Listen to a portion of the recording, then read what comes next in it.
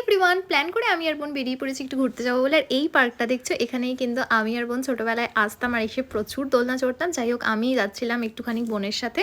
তো এই দোকানটা থেকে আমি প্রথমে একটা সিঙ্গারা নিয়েছিলাম। আর এই এখানকার প্রত্যেকটা দোকানের সিঙ্গারা আমার জানি না কেন এত টেস্টি লাগে। তো তারপর একটাই সিঙ্গারা নিয়েছিলাম। তো আমি বোনকে একটু বললাম যাকে আমি নিজে টেস্ট করার পর খা। তারপর আমরা চলে এসেছিলাম ভি মার্টে। বোনের একটা কুর্তি নেওয়ার ছিল।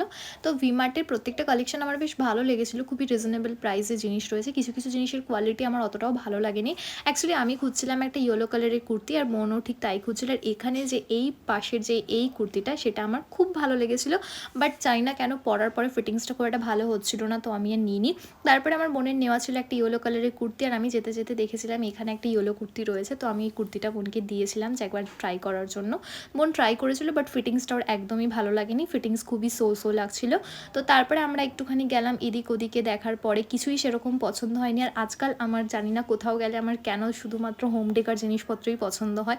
যেখানেই যাই না কেন বাটি, গ্লাস, থালা, বাসন এইগুলোই আমি দেখতে থাকি। আর তারপরে ওখান থেকে কিছু না নিয়ে আমরা চলে এসেছি